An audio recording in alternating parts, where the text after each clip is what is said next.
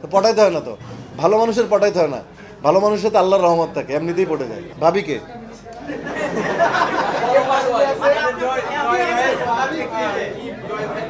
সব পৃথিবীতে যত অবিবাহিত মেয়ে সবাই তোমাদের ভাবি। নো ওয়ারিস। একটাই টিপস, আমেরিকা ডিগবাজি দিয়ে ঘুরে দাঁড়িয়েছে। আমেরিকা আমাকে যখন এয়ারপোর্টে নামার পরে সাংবাদিক প্রশ্ন করেছিল বাংলাদেশের জন্য কি টিপস, আমি যে বাংলাদেশকে ডিগবাজি দিয়ে ঘুরে দাঁড়াতে হবে, তো সেটা তাসকিনরা পারেনি। সেই জন্য এখন আমেরিকা ওইটা আমার টিপস সংগ্রহ করে আমেরিকা, আমার প্রথম ডিগবাজি আমেরিকা শুরু হয়েছিল, এরাও ডিগবাজি দিয়ে ঘুরে দাঁড়িয়ে এদের সেরাটা উপহার দিয়েছে, যার কারণে পাকিস্তান ধরাশায়ী, 71 সালের মতো ধরাশায়ী। অনেক টাকা খরচ করে মরিয়া হয়ে যায়, তো দুইবারের তো একবারও পাস করেনি।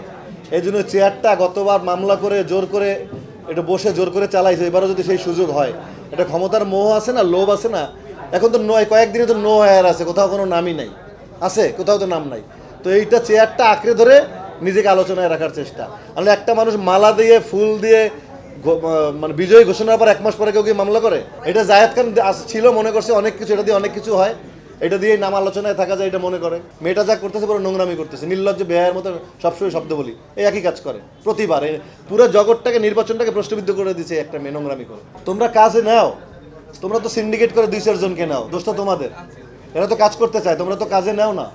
কাজে না গেলে কি করবে? চুরি করবে না দেহ ব্যবসা করে চলবে? কি করবে বলো?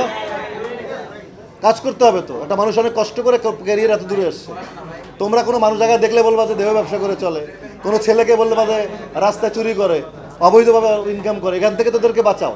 অ্যাটলিস্ট পার্লার দিয়ে, কেউ রেস্টুরেন্ট দিয়ে নিজে বেঁচে থাকার চেষ্টা তো করছে, নিজে কর্ম করছে, আর কি করবে?